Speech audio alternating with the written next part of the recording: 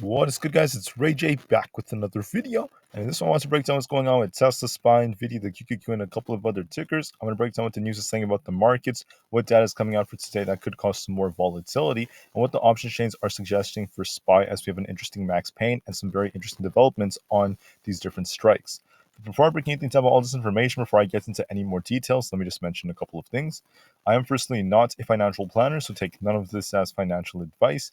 And also, if you guys can, please check out the Webull link, which is down below and in the description. If you sign up for Webull, the link down below, and deposit any amount of money into the account, you are guaranteed up to 12 free stocks.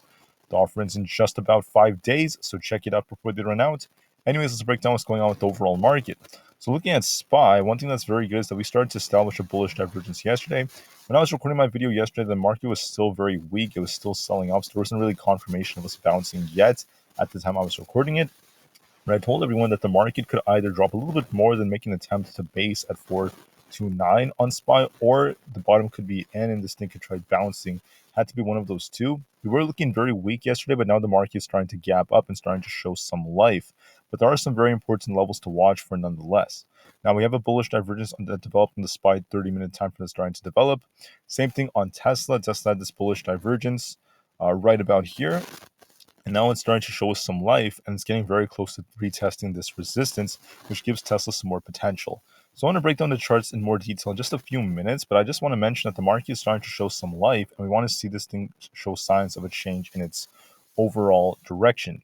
But right now, just as a reminder, okay, 15 minutes after the market opens, we have the S&P Global Manufacturing Data PMI report coming out, not to mention the Global Services PMI and other PMI reports. This is going to cause some more volatility, as it's going to give us a gauge about how different sectors in the economy are looking.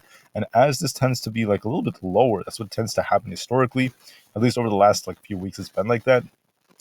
That tends to tell us that the economy is contracting to some extent, and we are getting closer to that recessionary environment that the Fed was speaking about in the past. The Fed is not really projecting a recession as of right now, but once again, we can't fully trust what they're saying, as these projections can be off. But for now, this data is going to give us more of an understanding about how things are looking. So we'll see if this causes some volatility during the first 15 minutes of the day.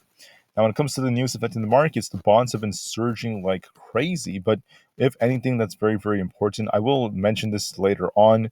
The bonds are in a position where they could get a rejection, and that could help the market once again improve. So they are once again at these highs, and they may get a slight rejection today, which could help the market pump just a little bit.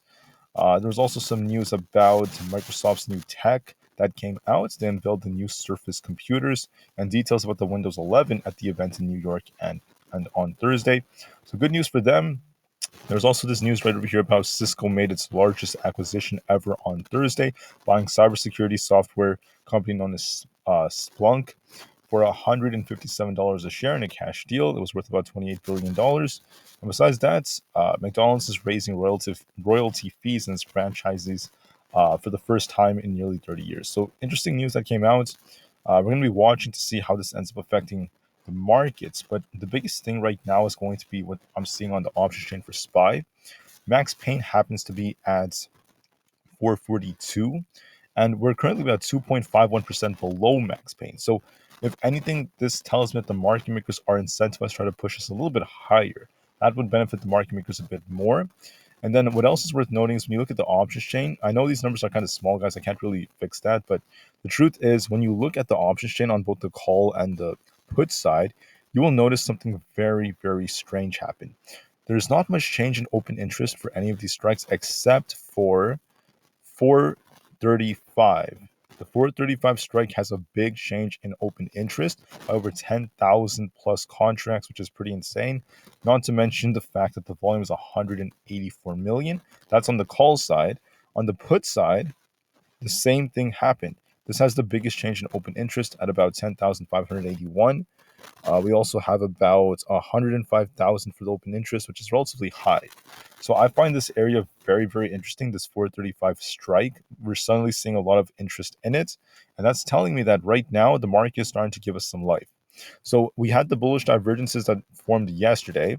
The market had potential to try to bounce, but we didn't really get that confirmation yesterday. Instead, today, the market is starting to show some life. But we first need to break this high right here. We need to see SPY get above resistance. And if anything, I think that there's a good chance we're going to be establishing a higher high and higher low. Now we have this gap down here around 431.38. Could we come down to 431, establish a higher low, then start pushing up higher? That's one possibility. Or we could just keep pumping from here and try to get back above 435. Those are the two possibilities I see for today. And I think the market's going to try to approach 435 on SPY. I think that the odds favor a green day in the market trying to rebound, but if we either drop a little bit first to fill this gap down here and then we push up higher, or we could just start pumping from here. Either way, I do see SPY pushing towards 435, and I do see some potential upside. I think that the option chain suggests that, and I think that the market is due for a bounce as the bullish divergence is starting to play out. So watch and see which direction we go in. Do we end up breaking below 432.5? If we do break below it, we could fill this gap first towards 431 before we get the bounce and start pushing back to 435, or we could just not really fill that gap for now. We just start pushing towards 434.5, which is where our 50 EMA is, and we're going to try to break above that, get very close to the 435s. That seems like the most probable outcome to me. For Tesla, it looks more bullish. We do have this gap, this big gap that formed all the way down to 254. If Tesla breaks below this support right here at 256 flats, then there's a chance we could fill like a part of this gap before we end up bouncing. And if we break above 258.7, we have the potential to start pushing towards the 260s. Now, what do I think is more likely? We had the bullish divergence that established, and Tesla's trying to gap up. We're going to be watching to see if Tesla can get above 258.7. My guts is telling me that Tesla's going to not come down to fill this gap. Instead, Tesla's going to trade a little sideways and start pushing and try to break above 258 for 260 plus. And if that breaks, watch 262, 263.78, followed by 265, which could be some targets for today. My gut is telling me, okay, we have this gap right here on Tesla very close to 266. If I close these extended hours to show you, there's this gap up here. My gut is telling me Tesla may make an attempt to try to fill this gap, get all the way back up to 262 plus. Then we could even get closer to like 265. I can see that happening.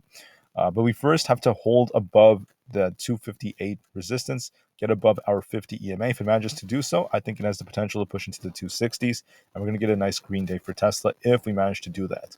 For Aapl, we were talking about Aapl potentially testing 173.5. Instead, Aapl hit 173.75, and now we're getting the bounce. That tells me Aapl is trying to break above its 50. It's still rejecting off of it. But if we get above 176 flat, we have the potential to push to 176.5 and potentially 177.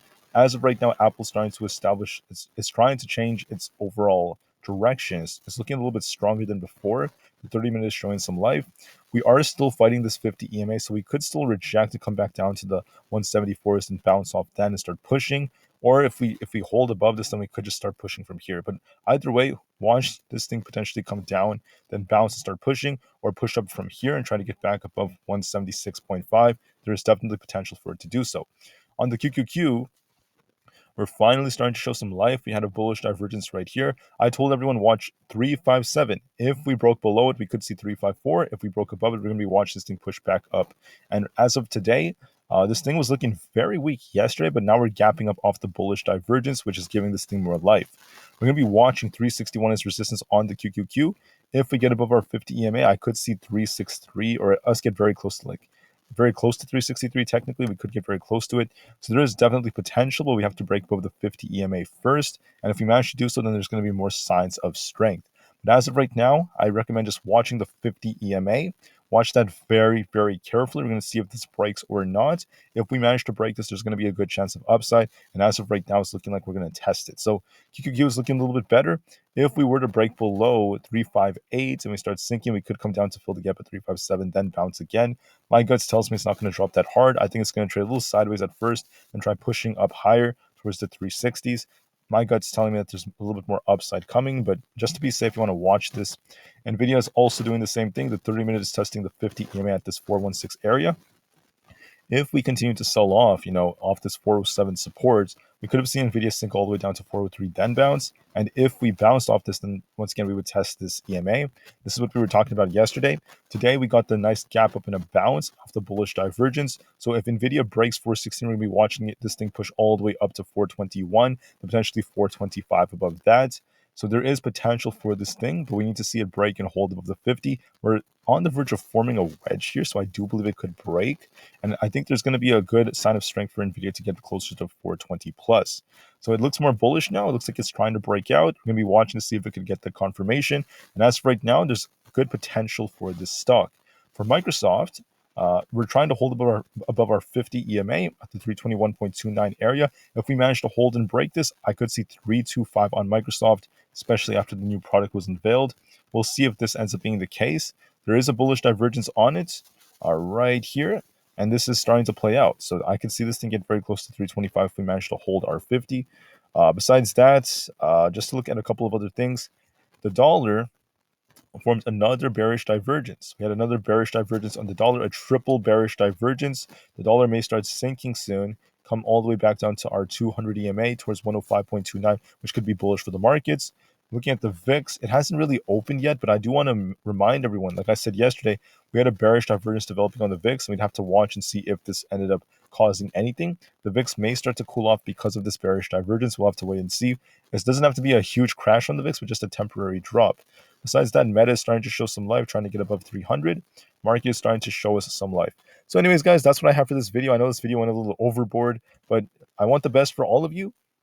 Just know that the market is showing some strength, and we may see some upside for today because the market is finally due for this. All right, so watch your levels, do what you have to do, and I'll see you guys very soon in the next video. Thank you so much, and peace out.